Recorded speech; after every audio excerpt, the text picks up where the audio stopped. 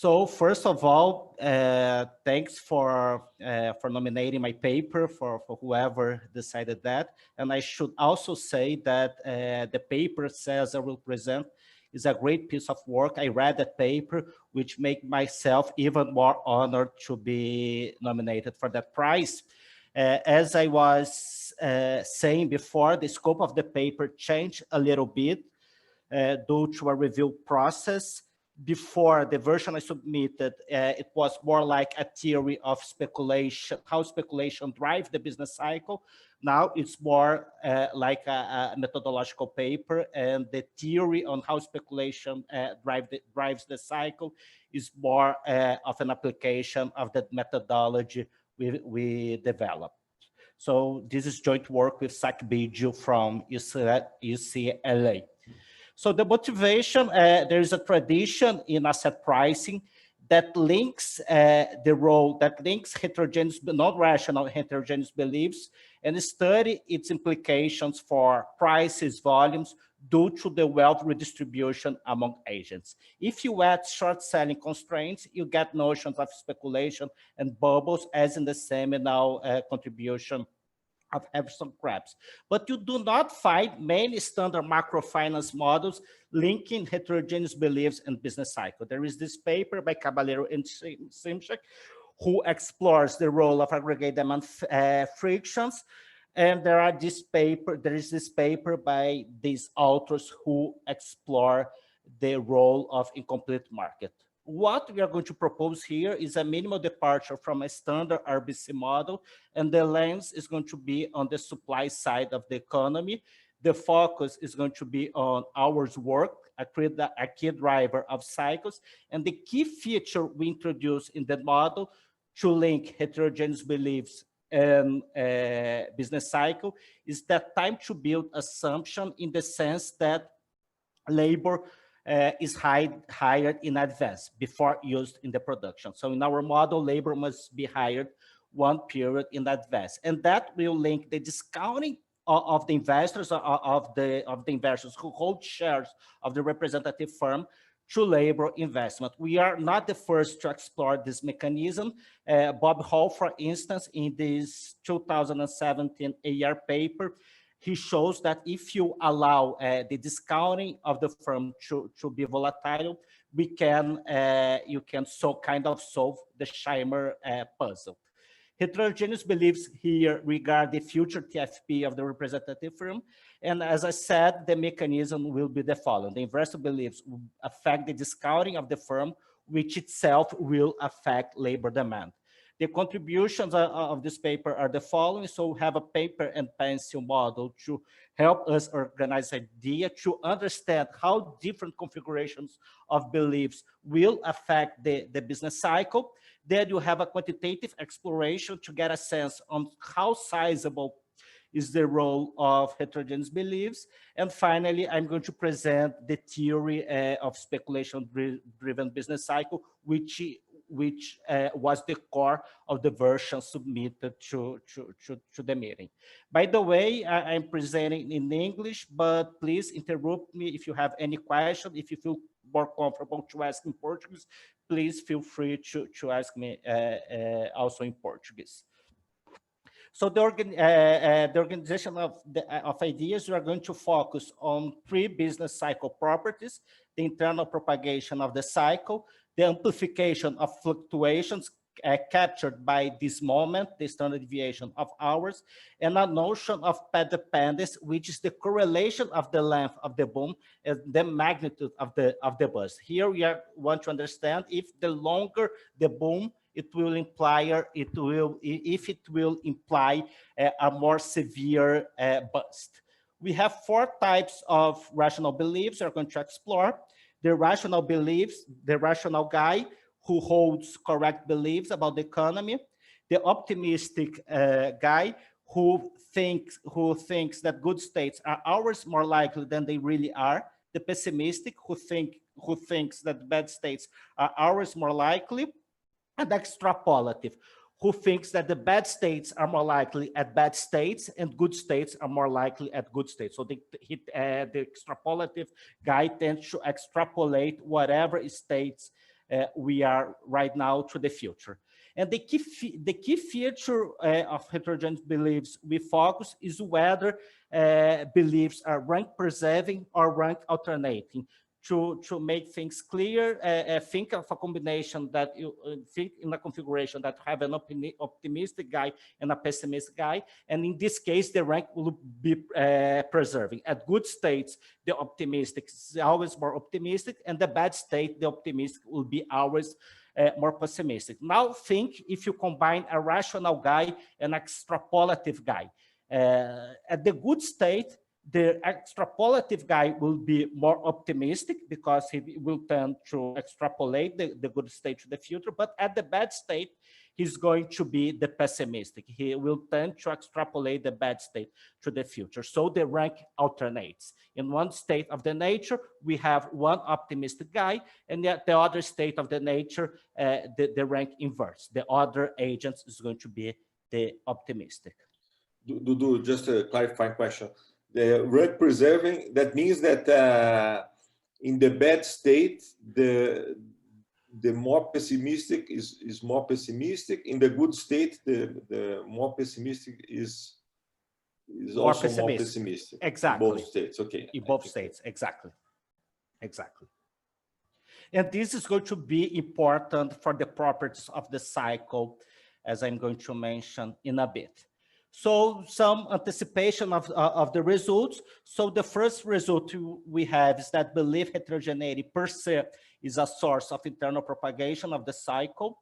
And we came to the conclusion that by assuming some rank alternating beliefs, we get more sensible conclusion. First, we get the path dependence, something that is documented empirically, that the longer the boom, the deeper the bust. We get a somewhat sizable amplification in the calibration. And in the calibration, we are going to discipline the extrapolative investor with diagnostic expectation put forward by Gianaioli, Islifer, and co-authors. I'm going to explain at the calibration part what diagnostic expectations mean.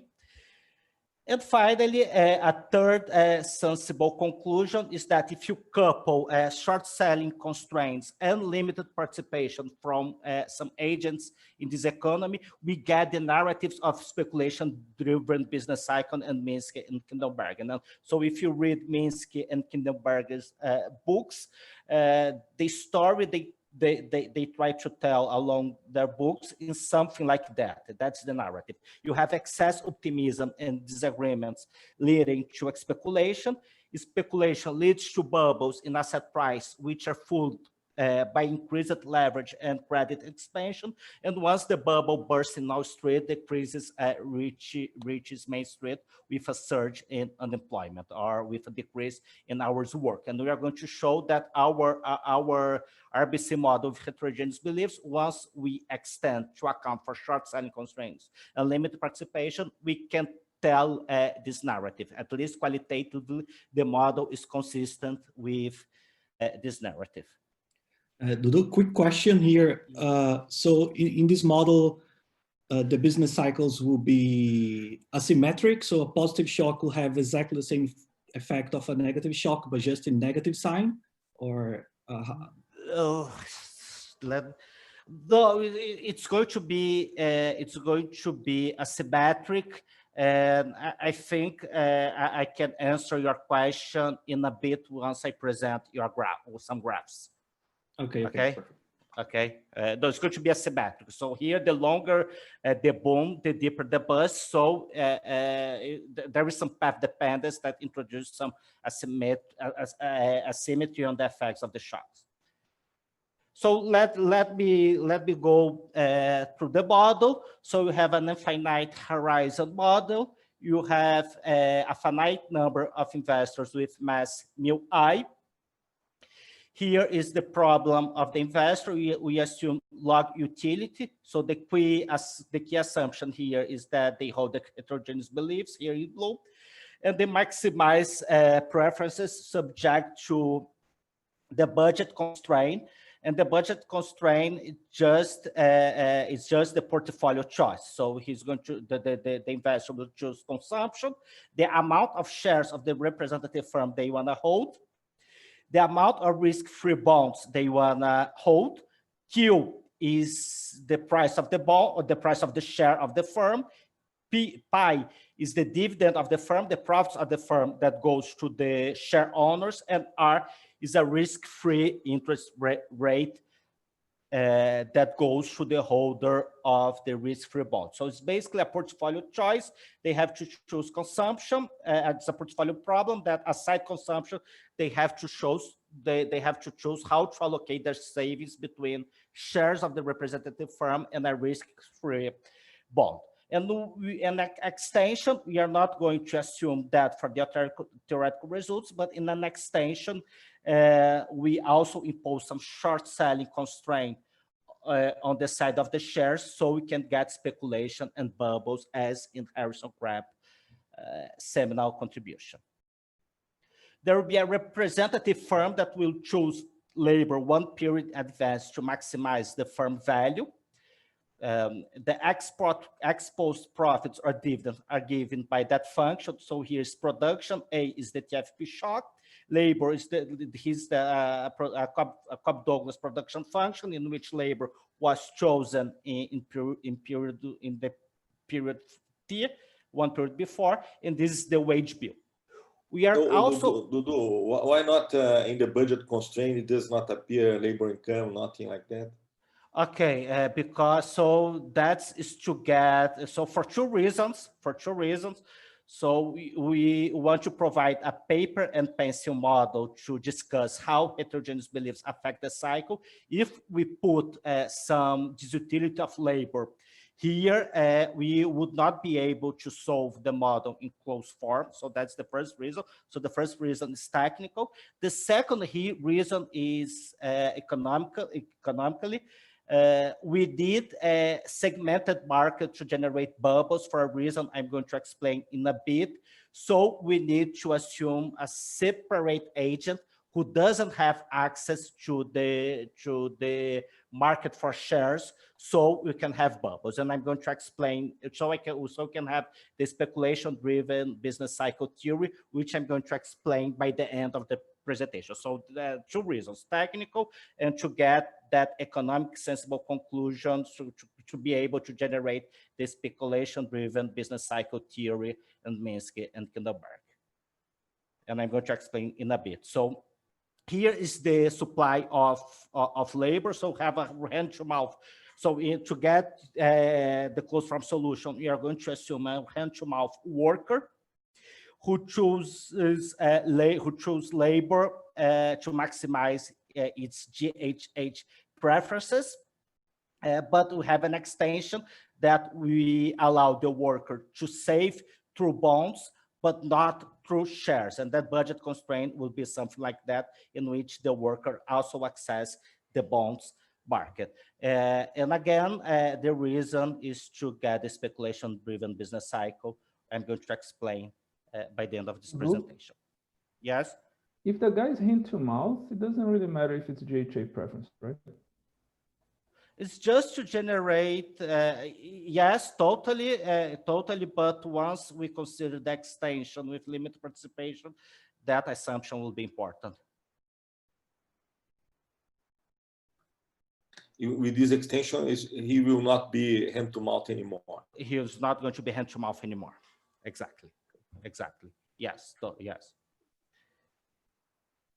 The GHA preference is just to generate a static supply of labor, so that can be easier to solve in closed form. So have a lot of assumptions to be able to derive a paper and pencil model. And the last simplifying assumption to derive the paper and pencil model is to assume that the TFP shock follows a two-state Markov process with support between a low shock, which is lower than the higher shock.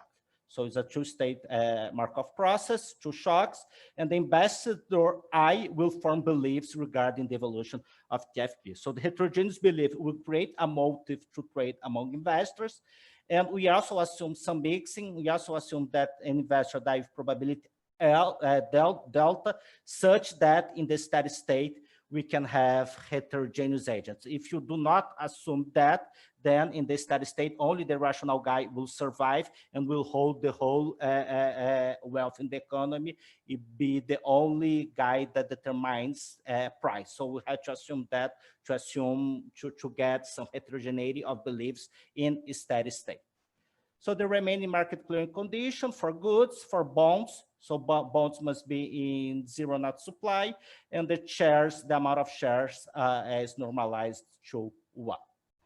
So now going to the recursive formulation, we have an exogenous state S, and we are going to look for the aggregate state variable denoted by X. I'm going to specify in a bit.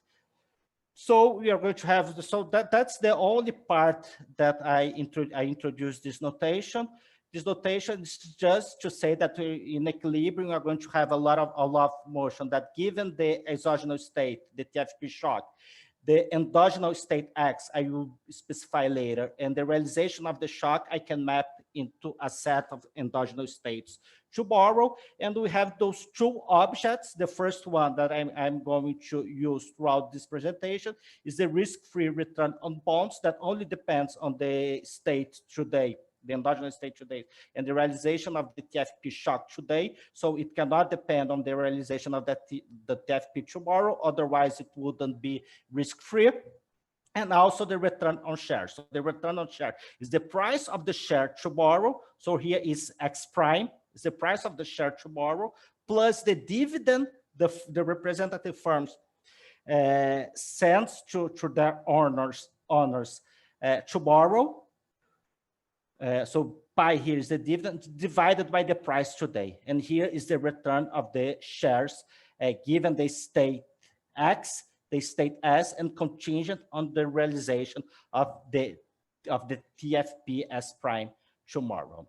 So after solving the problem, so again, as I mentioned, can get a lot of analytical equations in this model. So after solving the investor I problem, we get a stochastic discount factor given by that. I won't have time to explore the meaning of that formula, but I just want to emphasize here that if you go to the Euler equation of the investor, that probability, that subjective probability I in the denominator here will cancel with the subjective probability here. And the Euler equation, once you plug the stochastic discount factor here, will be the same for all agents. So we obtain a kind of unanimous result that despite belief heterogeneity, all stockholders agree on the firm's objective function, so the firm will maximize its firm value. And we also show in the paper that maximizing the firm value is equivalent to solve this problem. So what this problem is saying, let that fancy A be the last period expected TFP. So the firm problem is to maximize its profit. So again, A is the last period expected TFP. Is going to be one of the state variable in the model. Recall that you have to have that time to be assumption. And the law of motion, that A, that's going to be used in the next period maximization problem are given by that, where that PF, which is the probability the firm attaches to the realization of the low shock, and PFH is the probability the firm attaches to the realization of the high shock. So the expected TFP for the next period is going to be given by that formula. And you show in the paper, that if the firm is called to maximize its firm values on behalf of its stock owners, they will maximize. It's equivalent to maximize the problem once endowing the firm with those subjective probabilities, which is nothing else than the risk neutral probability or the risk adjusted beliefs for those who are familiar with macrofinance, which are going to be the same to all investors. But the important part here in this slide is that we can derive a closed form solution for those firms' probability. It's going to be a function of excess returns. So here in the numerator, it's the negative of the excess return contingent on the realization of the low shock. So it's the return of the share contingent on the realization of the low shock minus the risk-free bond. And the PL here, the probability the firm attaches to the low state, is the expected return of the share of the firm contingent on the realization of the high shock minus the risk-free bond. So the intuition for those equations are the following. So exposed profits are risky. So the investors would like to somehow to insure themselves against that risky outcome. And the higher the overall willingness to bear risk in the economy, the lower is going to be the average excess return, meaning that the term here is high and that term here is low, such that firms' beliefs are distorted, favoring good state. So the more you are willing, the more optimistic you are, the more you are willing to bear risk, the more the firm's beliefs will be distorted, favoring the good states. You are willing to bet in the good state. And we think these formulas are nice because in some sense, the model links the equity premium to labor hour fluctuations. So recall that this fancy A is the last period expected TFP, which is one of the endogenous state variable. We have the firm's problem, we have the hand-to-mouth workers problem, and then you can derive those closed forms for hours fluctuation, for hours employed, and the wage you pay. And finally, we need to define the remaining endogenous state variables, which is going to be the whole distribution of wealth. So define the wealth A of agent I is the wealth they have in shares, and the wealth they have in bonds. And that term here, eta, is going to be the wealth share of agent I. So this must sum to 1. So the set of the endogenous state variables in this economy is the last period TFP shock and the whole distribution of wealth share. And here is our closed form solution. Here is our closed form solution.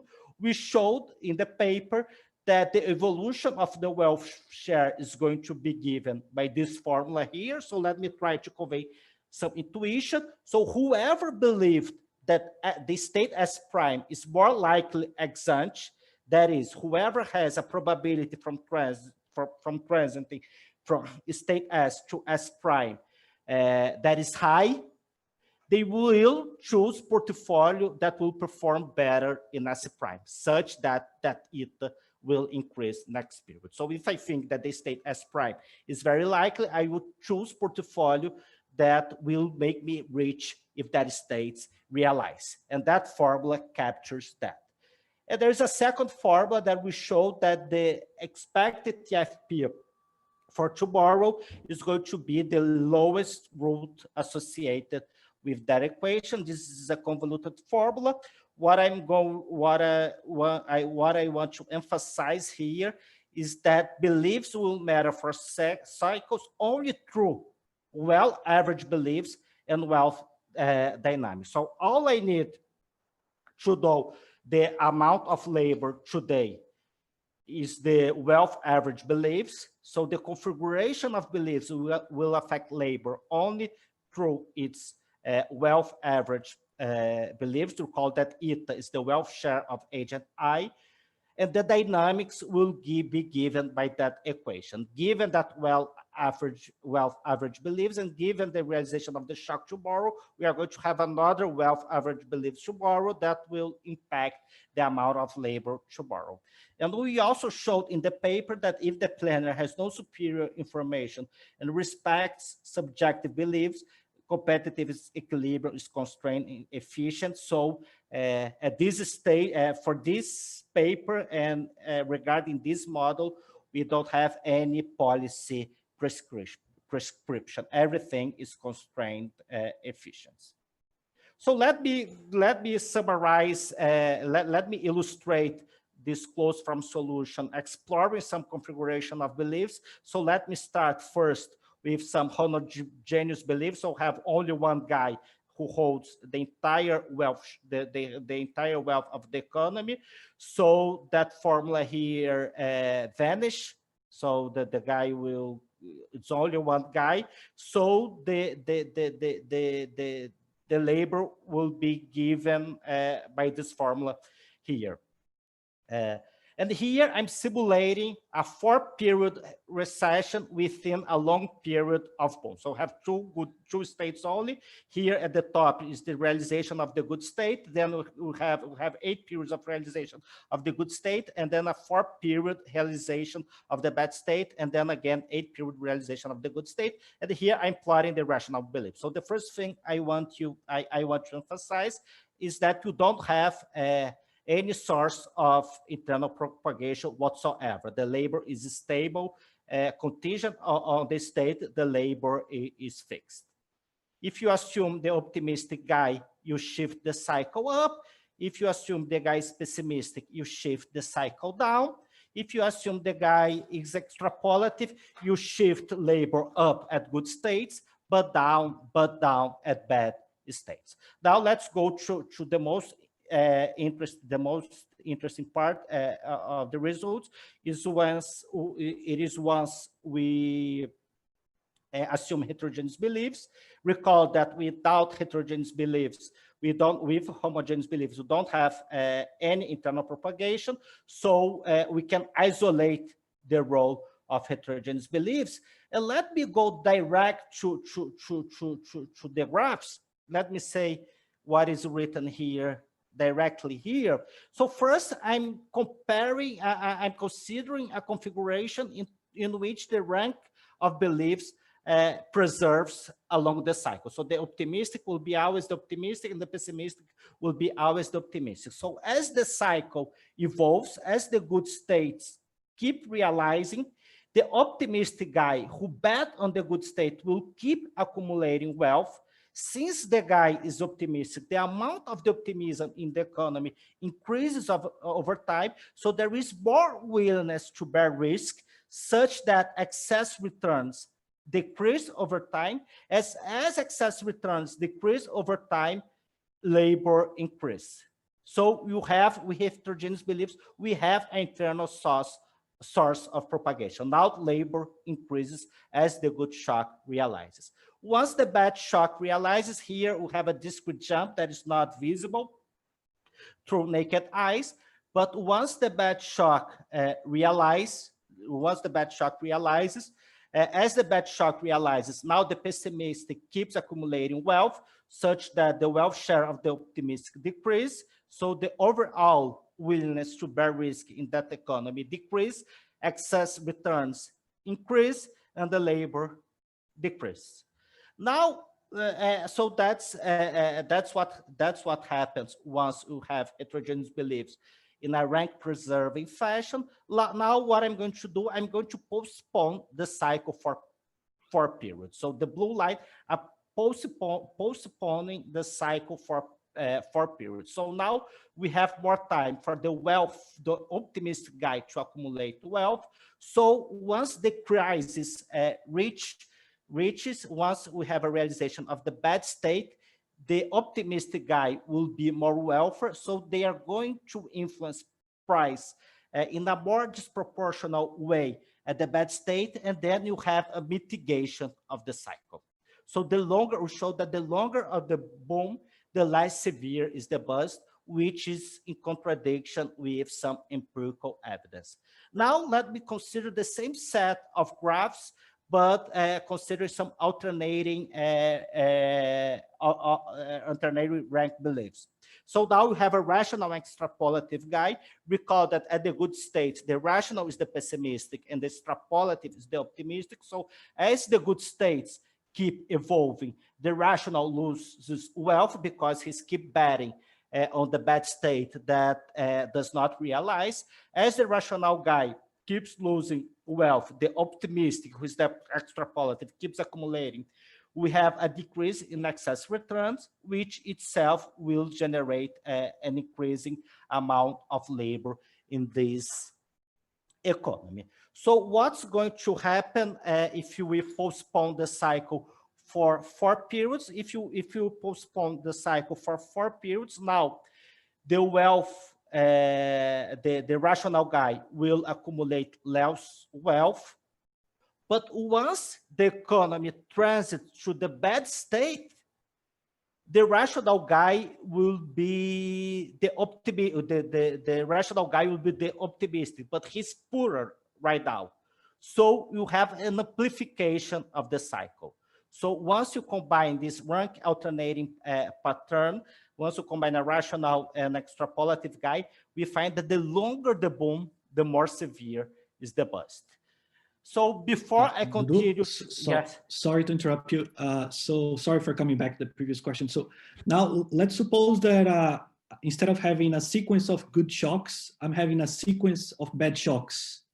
And from what I understood, we still do not have a short selling constraint, right? So it's fully unconstrained. Okay, that we understood your question. Yes, we are right. That's okay. If you have, we have a symmetry in the sense that the cycle is different if you have 3 or 4 realization of the shocks. But if you have the mirror part of this, I don't think we have a symmetry.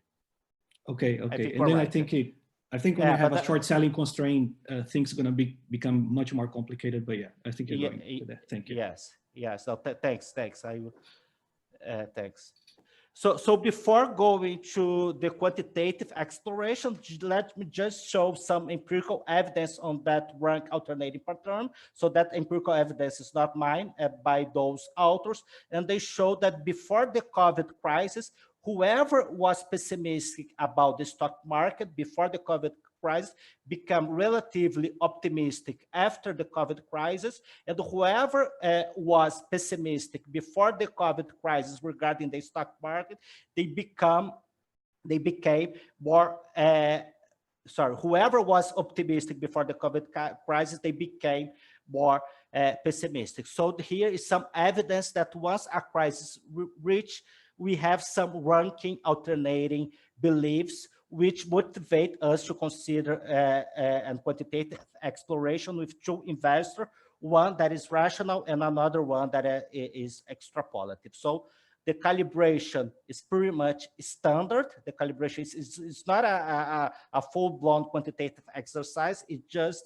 an exploration. So we consider a simple calibration.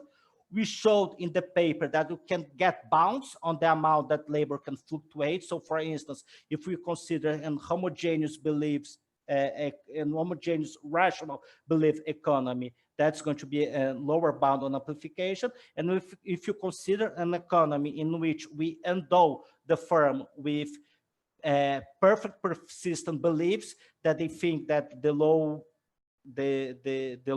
low shock will persist forever at the low state, and the high shock will persist forever at the high state, we have an upper bound and amplification. So the maximum that heterogeneous beliefs can amplify the cycle, it's nearly 50%.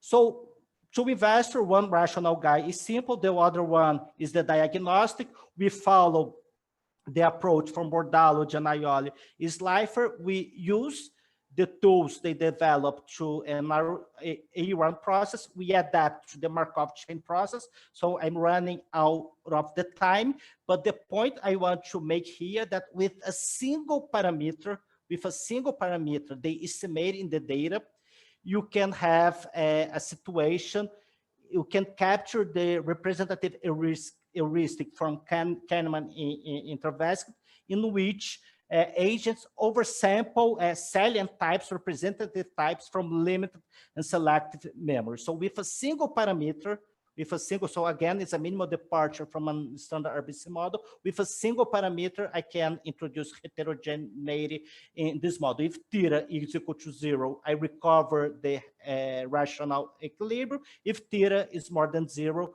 we can have those heterogeneous beliefs. And we show in the paper that if shocks are persistent, and they are persistent in the calibration, we get extrapolative beliefs.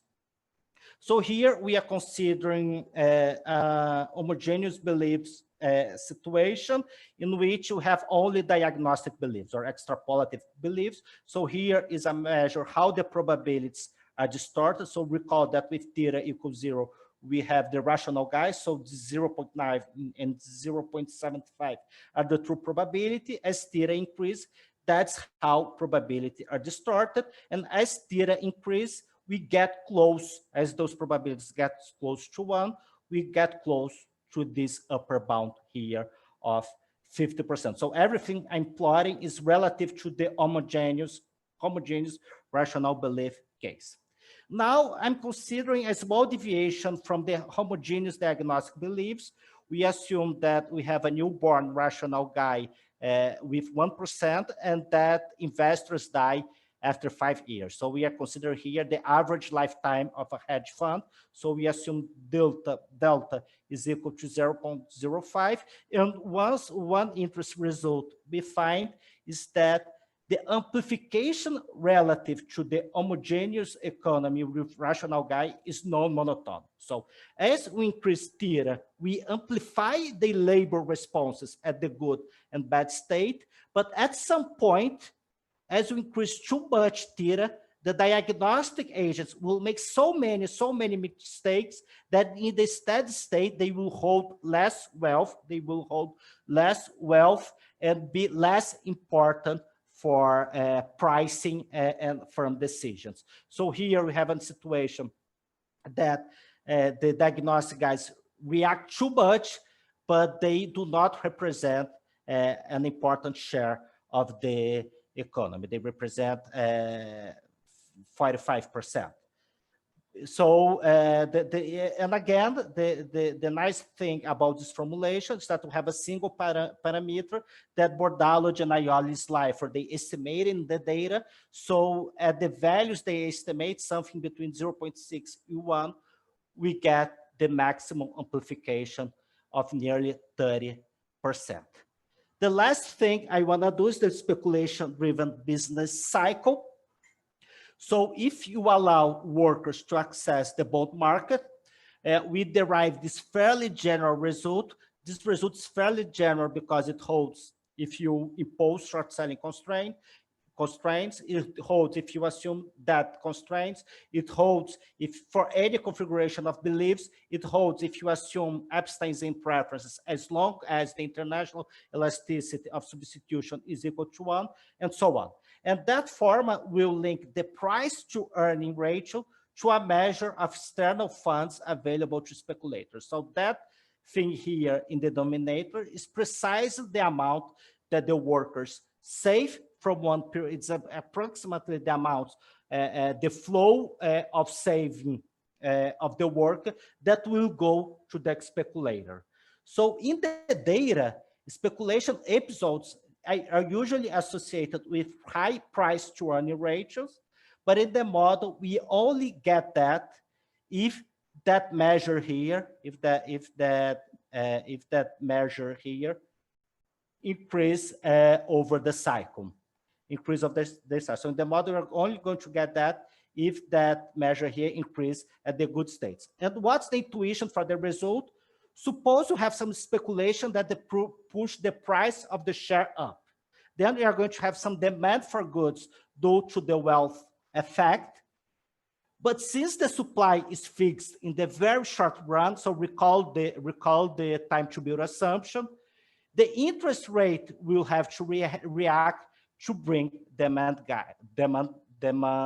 down. So if you have sufficient elasticity on the supply of funds, in the sense that a small increase in the interest rate triggers a lot of flow of funds from the worker to the investors or the speculators, we are going to have a situation in which speculation are associated with an increase in the price to earning ratio. So to sum up, the supply of funds elasticity will determine which price will absorb speculation. And with that formula, we showed in the paper that you can have a theory of speculation-driven business cycle. So in blue is the model ingredients we need to fit the narrative of the cycles in Minsky and Klibbenberger, and in both are the properties or the features of the narrative in Minsky and Klibbenberger's books on speculation and cycles. So heterogeneous beliefs, I showed that if heterogeneous beliefs, optimistic investors accumulate wealth over boom, so ours reflect an increasingly over-optimistic view of the economy. In the presence of short selling constraint and rank alternating belief, speculation and bubble component due to the resell option in Harrison Krebs and Shakeman and Xiong, and with sufficiently elastic external funds to speculators, we have credit expansion and increased leverage, which is another feature in those books that fit optimism and speculation. The counterpart, as in this formula, is an increase in the price to earning ratio, and we also obtain long turnover of shares due to disagreement during the boom bust cycle. So we can have a model that formalize the narrative of cycle and those books. So that's it in the paper. Just 1 minute to summarize, we studied the interaction of heterogeneous beliefs and business cycle. The novelty here is the lens on a particular supply side feature, the time to build assumption. Belief heterogeneity per se is a source of internal propagation. Moreover, configuration of beliefs matter. We showed that we argued that rational and the combination of rational and extrapolative beliefs lead to sensible conclusions. Qualitatively, we obtain the path dependence property. The longer the boom, the deeper the bust, and the speculation-driven business cycles theory. And quantitatively, we get somewhat sizable amplification. So that's the last part of work we need before we write the new version of the paper. And are submitted is some data work to bring together professional beliefs or asset price, manager beliefs, and labor decisions to document empirically the key channel, the key mechanism in the paper. I guess I won't have time, but we also have a future agenda to explore optimal policy, quantitative exercise. The idea is that the paper is a methodological paper that will be the backbone for future work. One is study optimal policy, and the other one fully blown quantitative exercise. Thank you very much, and sorry, I 2 minutes I had my time. Okay, thank you, Dudu. If you have any questions from the audience, I think that's a good time to ask. 2 minutes. Then I will ask a question. Dudu, some years ago, I saw Schleifer presenting a paper with Genaioli and I don't know who else, but that used these kind of beliefs, that you were using at the end for generating a business cycle. So I think they were motivated by the 2008 crisis, by the long period of house price going up. And I would like to know how your paper relates to that one. So the key difference is that we have heterogeneous beliefs. So what they do, so they have this notion of diagnostic beliefs that will generate similar conclusions in the same that the cycle is amplified at the boom because people will extrapolate the boom and will be more severe in the bust. What we are showing here that's different is that with heterogeneous beliefs, we have a source of internal propagation per se, and the heterogeneous beliefs with their model, for instance, we cannot accommodate Harrison Krebs' theory of bubbles because they have only homogeneous beliefs. So the key difference is that, and the reason we are using diagnostic agents, the reason we are using diagnostic agents is because they taught us how to discipline it with data. So in other words, our model with homogeneous beliefs and homogeneous diagnostic beliefs will give similar conclusions to their work. Will give us similar conclusions. Okay, thank you, Dudu. And now we thank you very much. Cesar, go ahead. Okay.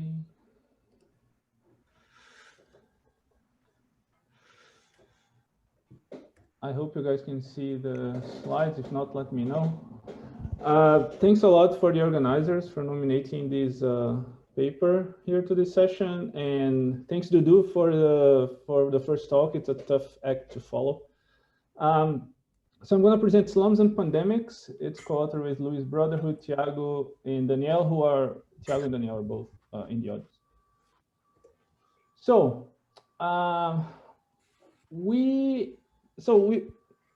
this is a COVID paper, one of the 2 million COVID papers that were written this year. I'll tell you why we wrote it in a second. But the thing about the new coronavirus is that it spreads through close contact among people. And among the recommendations is social distancing, avoid crowded places, and things like that. This is a problem in slums, right? Slums are neighborhoods with very high density of people, poorer individuals that are presumably more affected by socially distancing at home and not working. They also have lower access to healthcare in a lot of developing countries like Brazil, which is the data that we're going to use for this paper. And this is a big problem. Over 1 billion people live in slums in the world. So a lot of people are subject to these conditions and have to deal with this new pandemic. So what we're going to do in this paper have 3 parts. The first one is an empirical part that we're going to use the daily location of millions of mobile phones in Brazil to figure out the social distancing in slum neighborhoods versus other neighborhoods. Then we're also going to have a model, a choice theoretic heterogeneous agent, a general equilibrium model. Each of these things are going to be extremely important to understand this question. I'll be clear about it in 2 slides. And then we're going to take this model to the data to analyze the role of slums in the dynamics, the economic and health dynamics of pandemics. And then we can use the model as a laboratory for a bunch of policies, such as lockdown policies, cash transfers, and also some reallocation of medical resources. So that's the plan. In a picture, this is what we want to study, right? So this guy's trying to protect himself in a slum that looks like that behind him, very crowded, high density area. So here is a preview of the results. From the empirical side, as I said, we're going to use daily location of phones in São Paulo and Rio.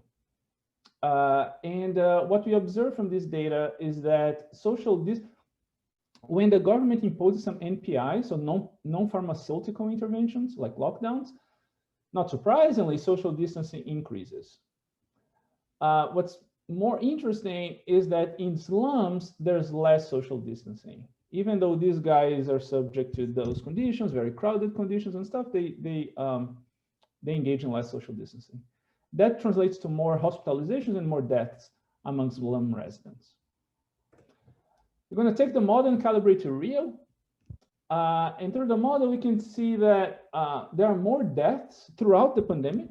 There are more deaths than the fraction of the population that live in slums. So slum residents overrepresent the number of deaths in the city. Now we can use the model to think of a world, to think of a city of Rio without any slums. So what would happen then? You're going to get similar deaths overall, total deaths, but you're going to get this like reallocation of deaths, if you will. So there are no slums anymore. So you're going to end up having, since the similar deaths is, the death rate is similar, you're going to get more deaths in the richer non-slum neighborhoods. And then we can do policy analysis, okay? So we can reallocate ICU beds, and that's gonna make both groups better off, the ones in slums and the ones without slums. Mild lockdowns mitigate the demand for hospital beds, so they can be interesting. Strict confinement, so very harsh lockdowns, they contain the disease so much that when you open up, it's essentially a delay. So if you let loose after a strict lockdown, then you're gonna get a similar dynamics, and the hospital bed constraint is gonna bind, and the total death rate is gonna be very similar. And we can also take a look at like cash transfers and stuff, like what happened in Brazil. All right, I don't have time for literature review, but let me just say the following. So there are a lot of papers in economics this year that have dealt with COVID-19. I think there are two types of models, like structural models, the ones that take behavior at center stage, and those who don't take more of like an epidemiological version of it. So there's actually a long tradition in economics that goes back to Kramer, pre-RCT Kramer, that was adding, randomized controlled trials. That was adding equilibrium and choice into epidemiological models. There's very little quantitative work. I've worked on it in the context of HIV, but there's like very little. And as I said, there are like fast-growing, econ COVID-19 papers. So we're going to take like this equilibrium and economic and epidemiological world together with like an urban econ type model of the likes that my co-authors Tiago and Daniel have used. This Santos is not me; it's our good friend Marcelo Santos, and also my colleague Pedro Cavalcante Ferreira and co-authors. And our model in particular is similar to another work that I have with Luis and other co-authors. All right, so let me go to the empirics. So we use data by In Loco, which is a startup from Recife. 3/4 of the co-authors in this paper from Recife. So these guys track mobile phones within a 3-meter accuracy, ensuring privacy of the users, and they track about 60 million mobile phones in Brazil. So they gave us data for 3 cities, actually, São Paulo, Rio, and Recife. But we're going to use data for São Paulo and Rio. And what they gave us was the following. They gave us this daily social distance index, which is the percentage of phones that are away from home. That means like half a kilometer away outside their home. And they gave us this daily index from February until late May. So what these guys do is that they divide the cities in these non-overlapping hexagons. So São Paulo is covered by 1,300 hexagons and Rio by 840 hexagons. And then we have this daily social index for each hexagon every day. And then we merge this data, we merge this map that they gave us with the socioeconomic map that comes from the census that tells us, several characteristics within the hexagon. We think about like a small neighborhood, including whether it's a slum area or not. So this is what we find for Rio and São Paulo. So the little black dot is when each city implemented the first NPI. So it's usually a lockdown. And then not surprisingly, you see that the social distancing index goes up in both cities. So this is like, around 30% of cell phones, of people were at home in a given day, and goes up to like 50 or 60% in both cities. Okay. Then what we want to do is the following. We want to compare the hexagons that have slums and the hexagons that don't have slums. So after you impose this non-pharmaceutical intervention, whether the people from the different neighborhoods behave differently. Okay, so our treated group here are the hexagons with at least one house that lives in a slum, but the results are similar if we use the share of slums in the hexagon. So I can show you a table, but I think a graph is better. So this here is the difference, the estimated difference. By the way, we also control for like time and hexagon fixed effects. So this is the difference in social distancing between the slum neighborhoods versus the non-slum neighborhoods over time. Okay, so they were pretty much, take a look at Rio, São Paulo is the same. So these guys were behaving pretty much the same pre-NPI, pre the intervention, pre-lockdown. But then after the lockdown is imposed, we saw that social distancing goes up. but it goes up less in slum neighborhoods. Okay, so 4 to 6% less. Okay, that's true both in Rio and in São Paulo. Cesar, how should I interpret these numbers? So the magnitude? So remember, so the social distancing is the fraction of cell phones that are at home in a given day, that do not leave home in a given day. So so here would be like 5-6% of slum residents less stay at home in a given day for all of these days. Does that make sense? Okay. So we have this in a table, but it's the same thing. Another thing that we have is that we can correlate, these are the maps of Rio and São Paulo, for those who don't know, and then we can correlate, the share of slums. We can check whether there are more hospitalizations and or deaths from residents in slums versus not slums. And then we can do that for São Paulo only. Anyway. And then we find that there's more hospitalizations and deaths if you think about COVID specific deaths, or also respiratory diseases that you may have mismeasured the COVID death or hospitalization. Okay, so so that's it for the empiric. So let me go for the model. We want a model in which people make decisions. We are seeing here. So the government told people to stay at home. They did stay at home more, not everybody, but there was a different behavioral change when you compare those in slums versus those in non-slum neighborhoods. So we want to add this choice margin. So that's where economics comes in. But we also want heterogeneous agents, of course, because we have guys that live in slums, guys that don't live in slums. And we also want a general equilibrium model, because if I go outside, I can get sick if I'm healthy, but if I am infected, I can infect others. So there's a clear externality going on in this world, and general equilibrium models are great to model these type of things. So these are the ingredients we want, and the model is this one in a graph. So we're going to have like two types of agents. They're going to differ up here where they live. So the density, the population density of the neighborhood they live. Also the income, slum residents are going to be poorer. Hospital access, slum residents are going to have less access to hospital beds. I'll be more precise about it. And there's also, we add this in that people in slums are usually younger than people outside of slums. And as we all know, there's a big age gradient when it comes to COVID.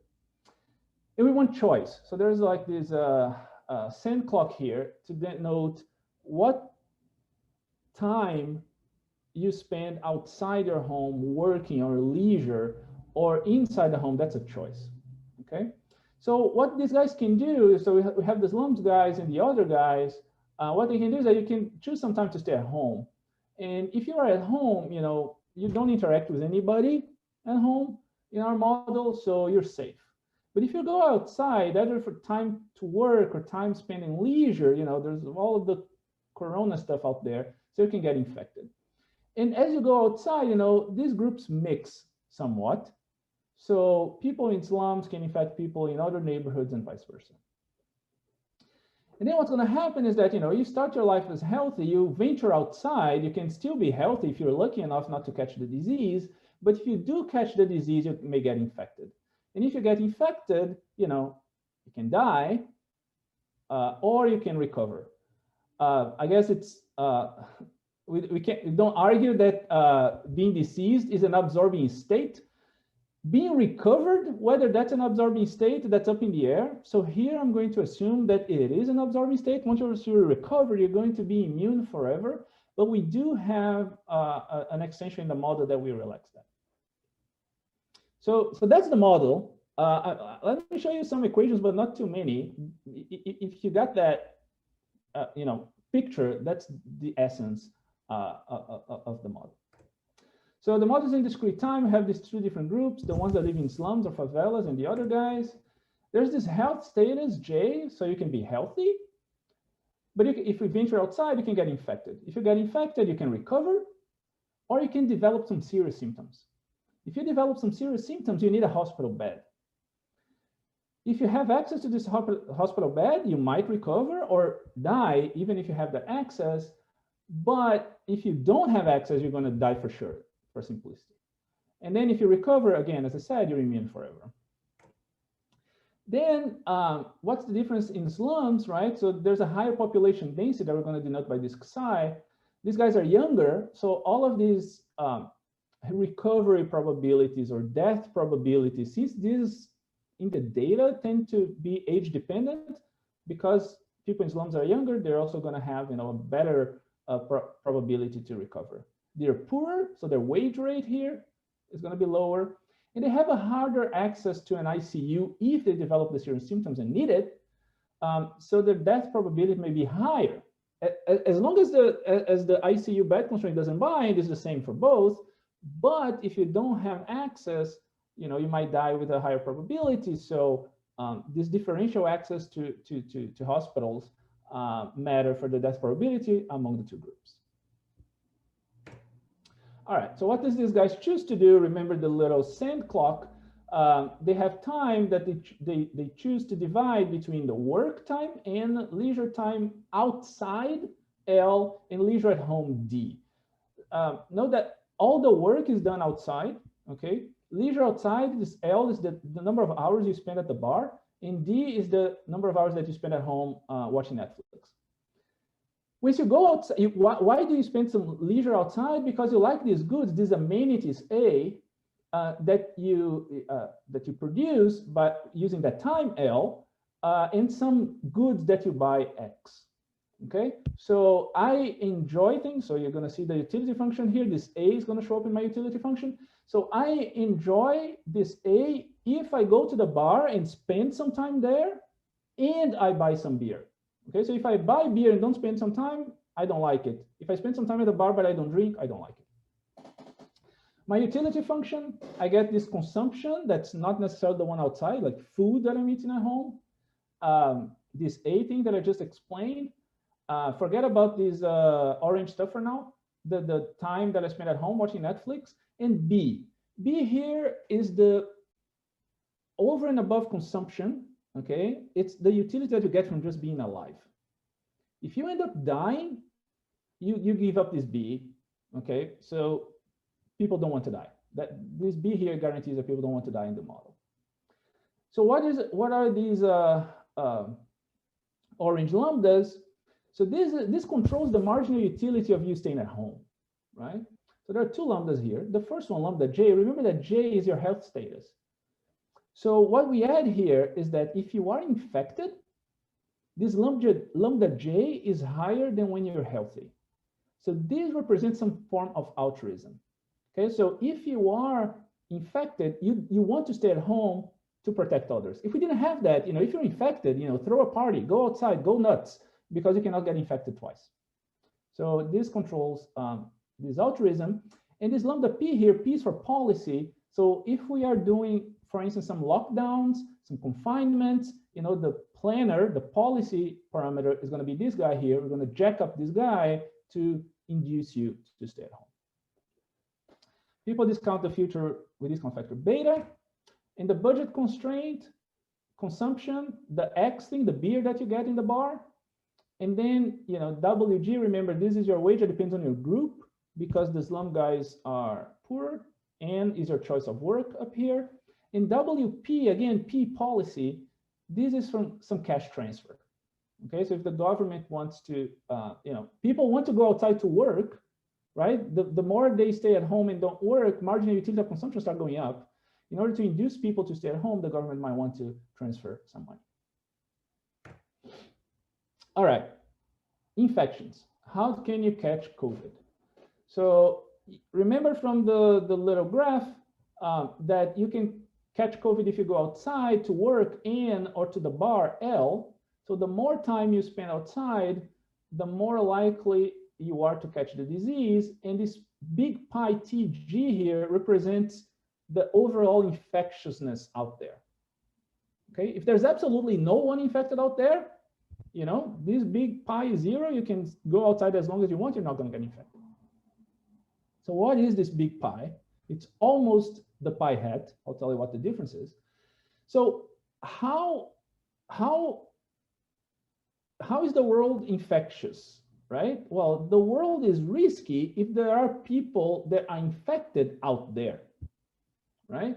So if, you know, there are infected people out there or people with symptoms out there, you know, these are their measure, this MT here, you know, the more infected people are out there, the riskier the world is out there.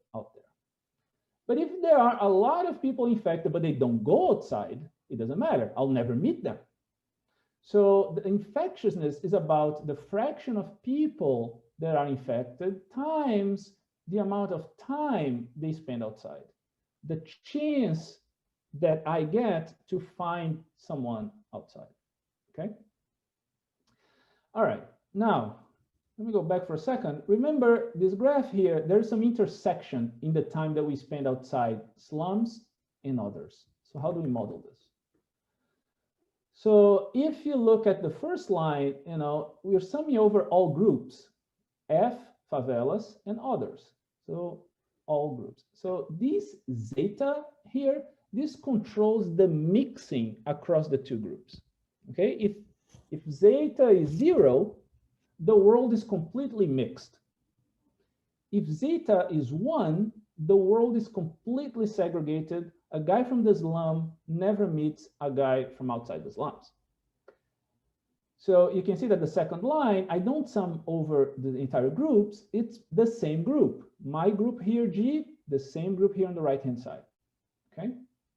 All right, now, if I'm in my group, if I don't, you know, if I'm in Rocinha, but not in Leblon, okay, that area is very high density because it's smaller, right? It's smaller given the population. So how do we measure that density with this psi here? Okay, so psi is kind of like the area. So 1 over the area is the density. Okay, so this parameter here controls the density of the neighborhood. And you know, if you stare at this, you can see that writing linearly like this, I count if you get infected twice, which doesn't make a lot of sense. If you catch it once, it doesn't matter if someone coughs it in your face twice. So this continuous time aggregation takes care of that. All right, I'm going to skip the value functions.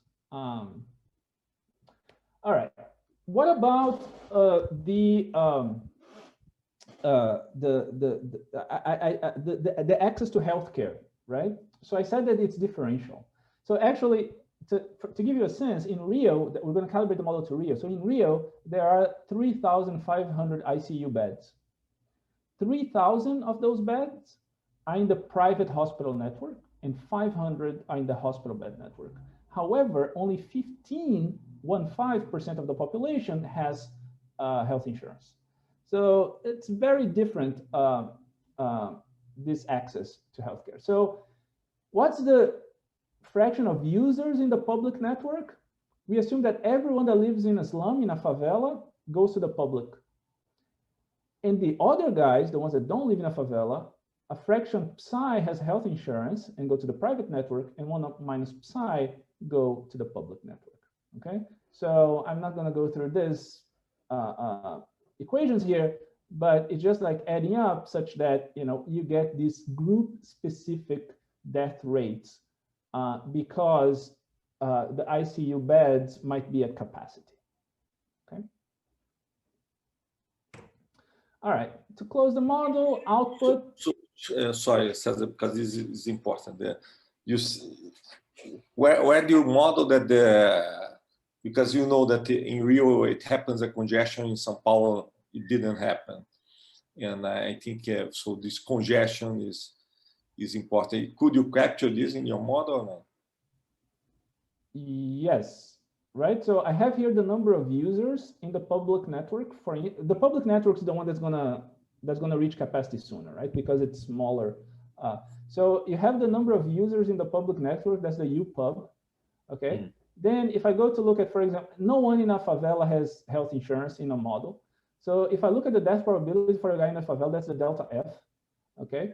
So if the guy has access, so big Z here is the capacity of the publicly provided hospitals. Okay. Yeah. So if the user is smaller than the number of beds, then this guy has a better chance of surviving, and vice versa. Okay, so if the guy, if the state, if there's a capacity constraint, some people are not going to have access to that bed, and they're going to die faster. How do we allocate that? Conditional on the group, randomly. Okay. Now, if you are from another neighborhood, if you're not from a favela, if you have health insurance, that's the psi here, then you face the same constraints, but in the private network, that's much bigger. If you don't have health insurance, you are in the same pool as a guy in a favela. Okay? Okay. All right. So to close the Cesar, model... Can I ask you just one question before it's related from the infection probability? So it seems for a guy from Leblon, it doesn't care whether the guy from favela is working or just going to the beach, right? So for him, it doesn't matter. Yes. But do we have a sense whether these two groups interact in leisure time or in work time or in leisure work time? That is a great question. We don't know that. So we looked at time use survey. So there's very, very little information on time use in Brazil. Okay. So Tiago, my co-author, was looking at stuff from PNAD, from it's very, very, very little. And this is actually important, right? Because I'm adding these things up, and what is the zeta desegregation parameter here? Okay. So what we're going to assume in the calibration is that this zeta here is going to be proportional to the fraction of work time. So the assumption is going to be, if you work, if you go to a fancy restaurant, your waiter might live in a favela and you interact, but the leisure time would be separate and segregated. So, so even when Dudu goes to Maracanã, he goes to a lounge, and he doesn't interact with people that sit on the side of the sun. That's the assumption. But it's just because we don't have data. Okay. All right. So output is what everyone produces. Laws of motion is what you would expect them to be. Okay. And we solve for rational expectations equilibrium. Okay. So we need to mesh a bunch of we need to discipline a bunch of parameters. I'm not going to show you to them, but what we target, the fraction of the population who live in slums, the population density in slums versus not slum areas. So if you're curious, a slum is 4.5% more denser than non-slum. The guy in the slum makes about a quarter of a guy that is outside. R0, for those who don't know, R0 is, imagine a world where everyone is healthy and you throw one sick guy in there. How many people is that sick guy going to infect? So we target something that's close to what people have estimated. Anyway, let me skip this because I don't have a lot of time. The point is that, we match the data, okay? All right. So this is the benchmark, the baseline results. The x-axis is... So you said that you have data for Rio and São Paulo. Which data you use to match? This is Rio. This is Rio. Okay. You would be interesting to do it separately, both, and to compare the results. We thought about it. It's very easy to do, of course. I mean, we thought about it. It's just that the paper was too long already. But yes, of course, we can do it. Because the mortality rate in Rio was much higher than in São Paulo. So one thing that I can tell is that the fraction of population in Rio that lives in slums is 22%. The ones in São Paulo is 15%. You'll see in 2 slides that might explain some of it. Yeah, but I think probably is the ICU, the constraint. Sure. The ICU in Rio was much tighter than São Paulo. Probably what's driving. Actually, I don't have the ICU numbers here. But anyway, yes, we have data on that as well. And yes, Rio is worse. Rio is worse as in like there are fewer ICU beds and they're more tilted towards the private network than São Paulo. So both of these things in terms of ICU beds. But yeah, we can do that and that's very easy to do. All right, so this is the benchmark result. So these are weeks.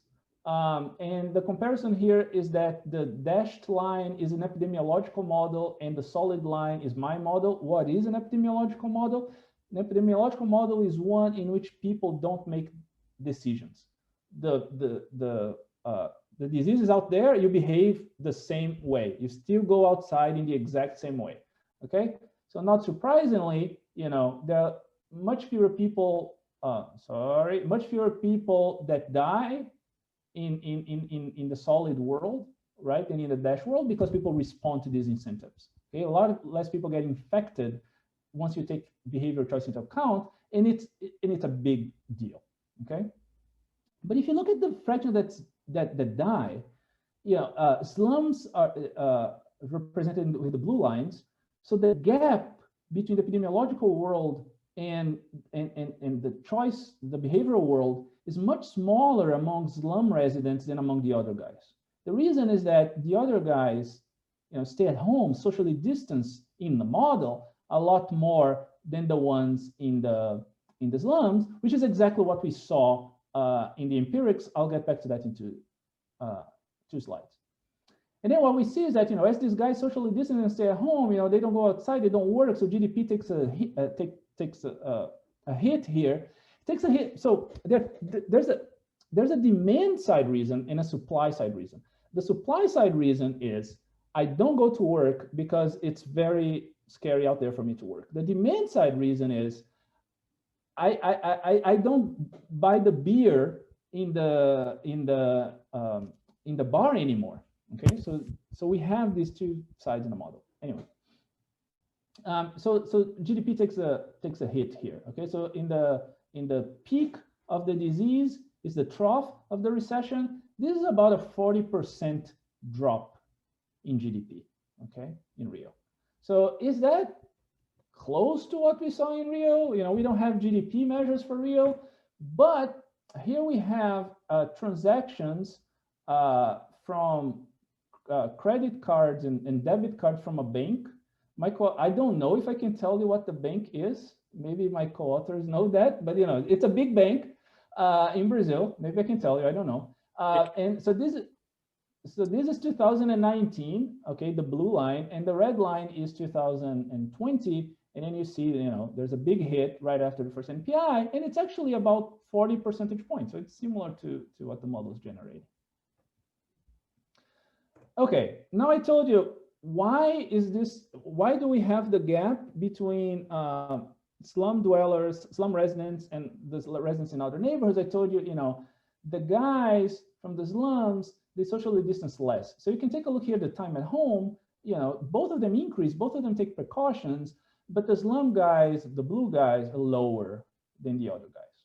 Okay, you can see that the time at work goes down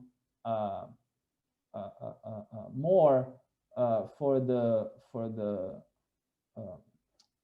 other neighborhood guys. Same thing with leisure especially, right? So we can actually compare these two things, right? The time at home, and this is similar to the regression I showed you, the event studies I showed you, right? So this is, Tomas asked me, right? So how should I interpret that number? I said, look, it's about 5% of people are staying at home. You know, the model generates something like, you know, 8 to 10.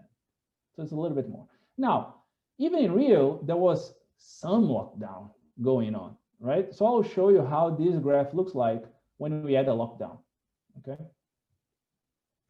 All right, so this is a lot of numbers. And just to give you a sense, you know, I was telling you, behavior really matters. So these two, the two columns that lit up here, you know, it's the epidemiological and the benchmark. So you can see that a lot more people would die here. A lot more people would die. So 15 for every 1,000 people would die in a world that they don't change their behavior, but only 7 in every 1,000 actually die because people protect themselves. You can see them protecting themselves when you look at the hours at home, it goes up, Okay, hours at home goes up for both, but it goes up more by the other guys, not the slum guys. And you can see also the deaths. I showed you that in the graph. Death goes down more by the other guys than the slum guys. Okay. Now, what would happen if Rio didn't have any slums? Okay, so slums, we're seeing here, more people die in slums. What will happen in a world without slums? Well, the total death rate is pretty similar. But since you don't have these guys in slums anymore, it's the guys from the other neighborhoods that end up dying more. And the reason why that happens is because, in this benchmark world in which we don't have a vaccine, this pandemic is going to end when we reach herd immunity. And since in the benchmark, a big chunk of the herd immunity is being achieved by the guy in the slums and they're not around anymore, the Leblon people need to carry their weight. Okay, so that's in a nutshell what's going on. I don't have a lot of time, but we can decompose, right? I told you that there are a lot of differences between residents in slums and in other neighborhoods, like different densities, population densities of the neighborhoods where they live. They're poorer, the wage rates, and also the age structure. We can decompose all of that. What I can tell is that, just the structure of the city, so measured here by the population density, matters a lot, okay? And you always get this kind of like redistribution of deaths. When you improve one group, you end up hurting the other. The idea is the same as I explained here in the no slums, okay? So if you improve the lives of the of the slum guys, like we do here by moving them to lower population density places, you end up hurting the other guys. All right, so I don't have a lot of time left, 3 or 4 minutes. So let me tell you a little bit about some policy experiments that we run with this model. So I think there are two things that you can get out of the model, right? One is to understand what's going on, the health and economic dynamics that are behind, the pandemic here, and how these two groups and two neighborhoods interact. And hopefully this was clear from the previous graphs in this. The other thing we can do with the model is to use the model as a laboratory to explore different policies. And the first one that I'm going to show you is, what if we reallocate ICU beds? So I told you that most of the ICU beds in Rio are in the private hospital networks.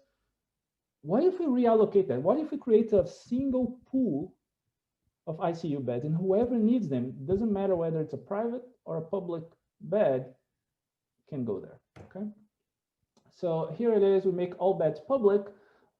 Then the first thing that you see is that the death rates go down substantially from 0.7% to 0.5%. This helps both groups, but of course, the slum residents disproportionately, okay? And you even end up with more people being infected, right? So 47% was the immune guys in the long run. That number goes up to 50%, and still the number of deaths goes down. And that goes back to Bonomo's question when he was asking about the capacity constraints in hospital beds. That's exactly what explains this result. And I haven't talked much about it, but here, this value here, this is actually welfare, just in utils. This is a purely ordinal number here, but this is a policy that actually benefits everybody, okay, both groups. Why? Because there are a lot of people in non-slum neighborhoods that don't have access to the private network either, okay? All right, so this is a lockdown, okay? In the paper, we have tons of lockdowns. I have a table here with tons of lockdowns. Honest to God, anyway, whatever. So what happens with the lockdown? So this is a lockdown that lasts for 6 months, okay? So you can see here, no, I didn't add that. Here it is. So you can see that the lockdown here with the time at home, right? So there's this time at home here that goes up. This first peak here, that's the lockdown. But then we let the lockdown go, and then people start going outside. But then endogenously, they move back, inside home because the disease gets worse. So you can see here that when you look at the measure of infected, there are 2 peaks. Okay, the first peak here that happens even inside the lockdown, and a second peak that happens after you lift the lockdown. You also see, a a double dip recession. The first one is the lockdown. The second one is the endogenous response. Okay. And then sorry, Cesar, if people have a perfect foresighting or something like that, so this deterministic model, I imagine. Yes. Why do you have the second wave? Why do you have the second wave? Yeah, why they relax too much and then they... Yeah, so this lockdown here is not a particularly strict lockdown. So the dashed line here is the benchmark, okay? So in the lockdown, which is the solid line, you can see that the measure of infected is much lower than in the benchmark, right? What is going on here? The lockdown, by keeping people socially distanced, it brings the disease down, okay? So we contain the disease, we flatten the curve for a while, okay?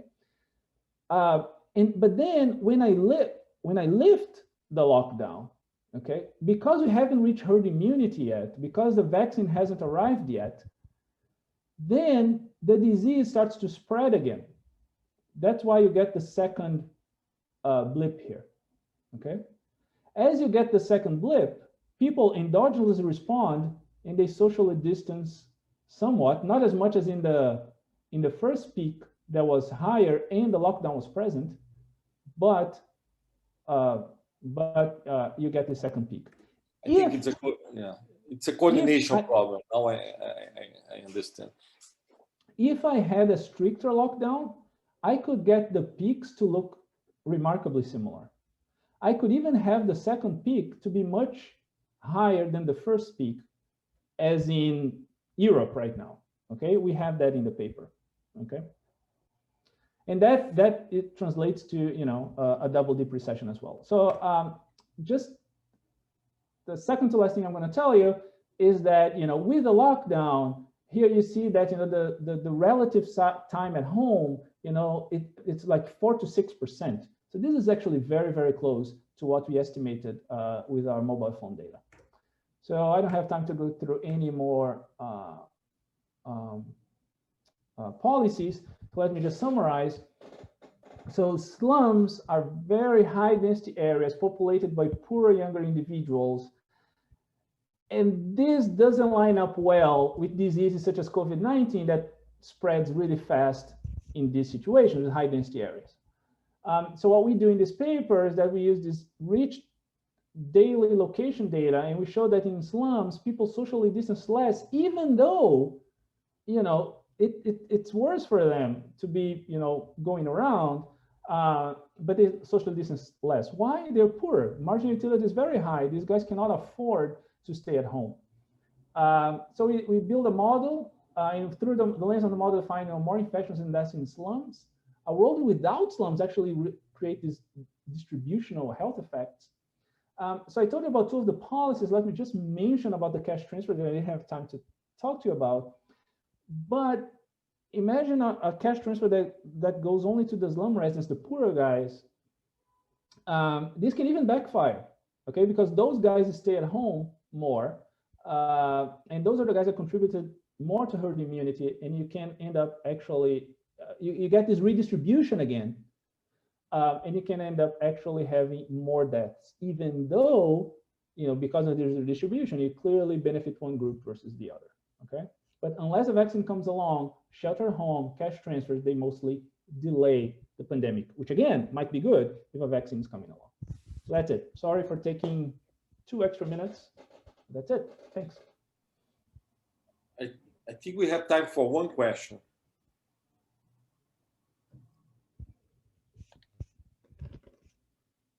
Again, if nobody will ask, I will ask. Look at if I look well at your table, you have in fact a higher death rate for. I know that you are going to explain this by herd immunity now.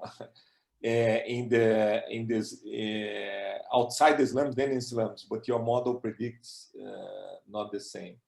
It predicts a higher death rate at slums. You're talking about a world in which I don't have slums? No, I'm talking about table 3. Only if I interpret the death rate in the paper. What's the title? the baseline results. Okay, that's the table, yes. Yes, that's the table. So when you look here, the death rate in the slum is, okay, is 10, in the real world is 13. Other is 6 in your model, and the epidemiological is the data, no? The second column. No. Epidemiological is a world in which, my model is a world in which people don't change their behavior. Okay. So what is the data? In the data? The data, what is it? Because the pandemic didn't end, hasn't ended yet. So this is throughout the entire, this is the long run. This is the entire pandemic. Okay, I don't have that. You don't have any comparison with the data. No, I'm only gonna have this a few years from now. No, but you would have. I can look, I can stop whenever you want here, right? So for instance, if we look, 6 months down the road, that's more or less about here. So deaths in the slums would be, maybe 30 to 40% higher than outside slums.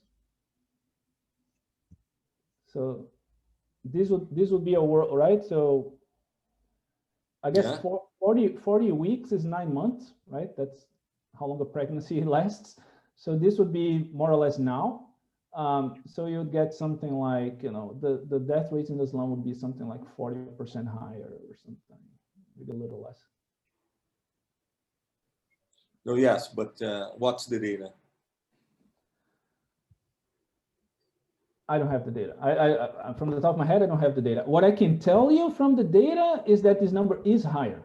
But this, I know there is demographics too. Demographics in the slums, people are younger. It's not. You have to correct. We do take that into account. Okay, So in the data for São Paulo, which is not difference, would be something like, I don't know if this 10% is not directly comparable, but the one that I have right here would be 10% for real, maybe would be higher. So maybe I'm going to take an educated guess here, but so maybe in the data would be something like 15, 20%. And the model, this is the model, by the way, this is the model without any intervention whatsoever. This is laissez-faire, okay? Yeah. So the model will give something like 40% gap. Maybe in the data will be 20%. But again, you want to look at this, right? So this is laissez-faire. The data was full of different policies. So it would be a hard comparison to make. Yes. That's why we need a model. That's why we need. Just a quick question here on the preferences. So I guess that's of course it's what you can do, but how should I interpret the preferences that I suppose you calibrate with expenditure data, time used from before the pandemic, and now the consumption bundle that we have during the pandemic, it's completely different, or how can you extrapolate so far, and how should we think about that? That is a good question. So these preference parameters are calibrated for a no disease steady state, right? And what I can tell you is that I don't have the graphs here, but in Brazil, you don't have consumption data for like different types of goods and things like that, right? But there is a paper that compares the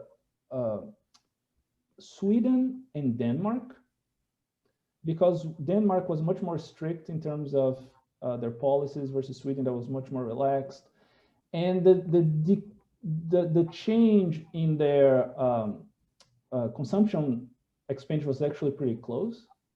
Okay, and they actually have data on consumption that you make outside, like restaurants and things like that. So think about, so that would translate into my X. Yeah. Right. So the magnitude is pretty close. That's what I can tell you. Yeah. Okay. No, I guess I've seen papers using, this restaurant reservation data, these sort of things. I guess, yeah, that's what you can do, right? It's exactly. So our comparison was, but yeah. Yes. Cesar, if I may, same thing. If I may, I think there is a composition effect even in our model, right? which basically you started not, consuming more of some of these goods. You consume, for instance, more D, which you can think about, say, home production or home leisure. So there is kind of a change also within the model, a composition effect. Exactly. Exactly. That's what I meant. Like, this change in X here would translate into this outside consumption, and we are in the same ballpark. Okay. Thank you very much, everybody. Cesar and Dudu and everybody. Just to, Bonomo, just to say that we have Hugo Hoppenheim and Jeremy Greenwood, hopefully to see everyone there.